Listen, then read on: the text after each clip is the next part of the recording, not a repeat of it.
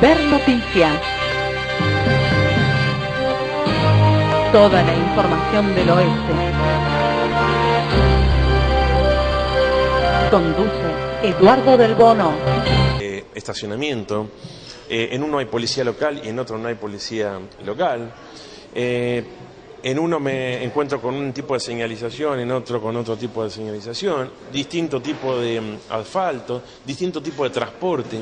Entonces, la necesidad y la demanda que nos ha dejado la gente después de las últimas elecciones es que, más allá de la bandería política, de lo que se puede defender en el plano de las ideas cuando llega cada elección, tenemos la obligación como legisladores locales de tomar conciencia de los problemas locales y de los problemas regionales que nos vinculan como conurbano. Muchas veces nos pasa que, y me pasaba a mí, esto surgió como una iniciativa de convocar a los presidentes de bloque para preguntarles en qué tema estaban. O sea, ¿cuáles son los proyectos para 2016 de Ituzaingó, de Morón, de Moreno? Sinceramente yo no lo sabía. Y quería preguntarles y compartir ese café y ver qué propuestas tenían. El intendente Gustavo Menéndez le gustó mucho la idea y un poco a imagen de lo que está sucediendo con el Pacto de San Antonio de Padua, que ya tiene cerca de 50 intendentes que están adhiriendo a estas políticas en común, que incluso van a derivar con una visita probablemente diplomática al Vaticano. Nos pidió que nos juntáramos, que convocáramos, que fuéramos anfitriones y demos este puntapié inicial para que los concejales empecemos a hablar. Y ahí cuando empezamos a hablar nos damos cuenta que sí, que tenemos una ruta, por ejemplo 40, que nos comunica a los partidos de Navarro, de Las Heras, de Marcos Paz y de Merlo, que tenemos nuestra avenida Rivadavia que nos vincula a Merlo, Ituzaingó, Morón, que tenemos la ruta 21, que tuvimos el problema de los asentamientos de las tomas, que tenemos problemas de seguridad. Se han generado, por ejemplo, las policías locales. Merlo es el último de este bloque de distritos que la están empezando, estamos en la etapa generativa de tomar a los cadetes. El resto de las policías locales están ya trabajando. Ahora yo digo, ¿no hay que articular las policías locales? ¿Qué pasa si un delincuente pasa de un distrito a otro? ¿Qué pasa con los ciertos protocolos de emergencia? ¿Qué pasa con las defensas civiles, entre comillas, o defensa civil, si tuviéramos otro tornado que pasa por distintos municipios? Estamos todos separados, o sea, nadie sabe, a veces vive un presidente de un consejo deliberante y otro presidente de otro consejo deliberante a 30 cuadras y no se conocen. Yo conocí hoy a la presidenta del Consejo Deliberante de Morón por Twitter. Entonces uno dice, a veces pasan ese tipo de cuestiones que no deberían pasar. Tenemos que conocernos, tenemos que estar al habla de los problemas locales y de los problemas regionales y empezar a trabajar, ¿no? Hay vecinos que ven que pasa algo muy bueno en el municipio vecino y no pasa en el propio. Y eso no tiene que suceder, tenemos que trabajar con ciertos protocolos en común. Y después nos dimos un ratito para hablar un poco ya de política, pero eso fue la etapa ya más distendida, ¿no? ¿Se pudo organizar una agenda en conjunto? Bueno, esa fue la primera decisión, decidir una agenda.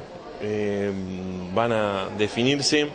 El primer punto es que el encuentro funciona y que eso va a derivar en un primer encuentro de concejales de la región. Para eso, el equipo de secretarios de bloques van a establecer esa agenda, que van a tener esos puntos en común, así que creo que la buena noticia para los vecinos es que vamos a empezar a nivel legislativo a intercambiar nuestros digestos de ordenanzas.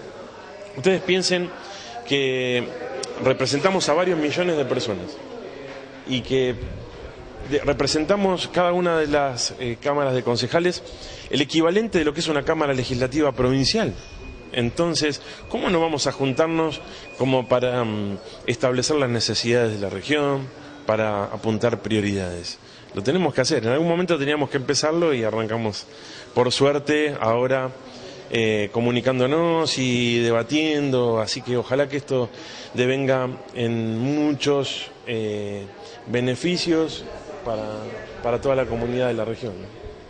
Preguntarte por algo que es de sentido común, ¿no? Parece insólito que en el siglo XXI no hayan generado espacios como estos, ¿no? En donde uno pueda encontrarse y escuchar las propuestas de otros municipios. ¿Por qué no se realizó antes?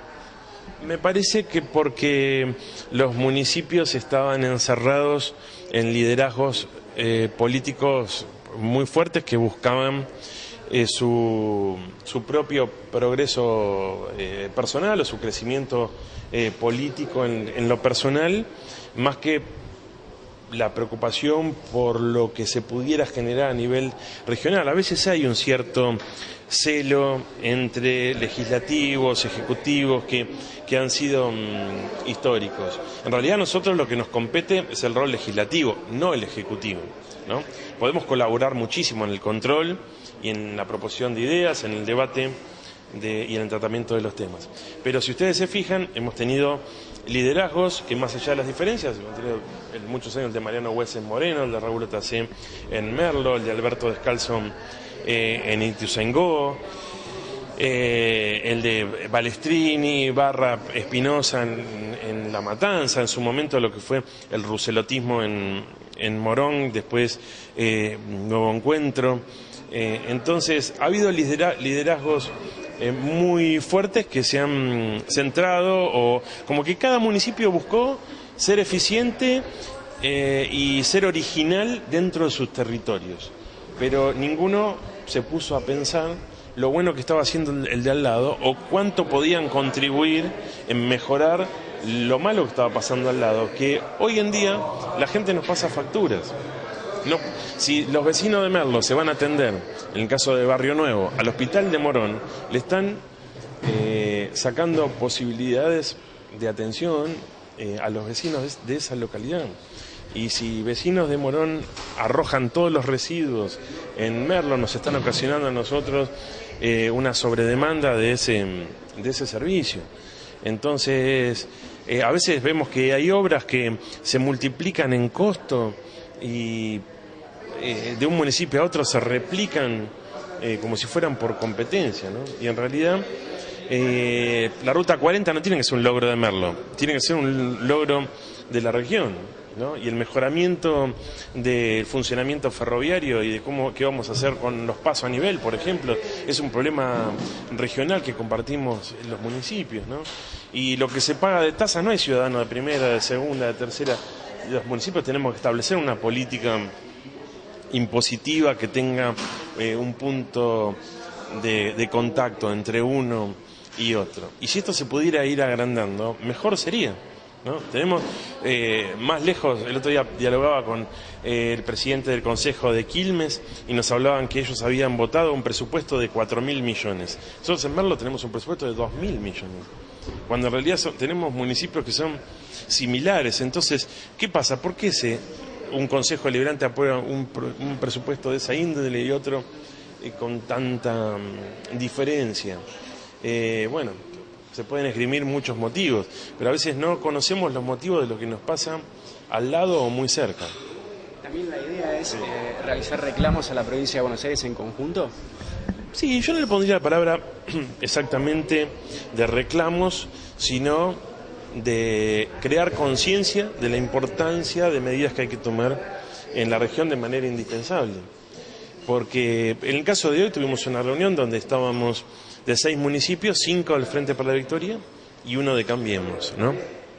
Entonces, al final tuvimos alguna rispidez respecto de algunas cuestiones de política nacional.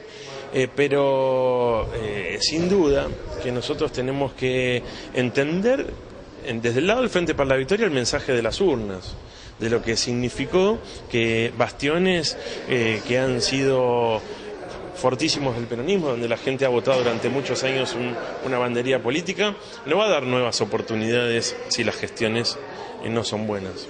Entonces, hoy la superpoblación de nuestras comunidades hace que nuestras zonas limítrofes sean densamente pobladas y que esas rutas y esos caminos o esos medios de transporte que comunican a nuestros vecinos no pueden estar desconectados. Eso hay que hacerlo en forma conjunta, y el peso político que tiene esta región es muy importante. Y respecto de la justicia, ¿el tema de la fiscalía se trató?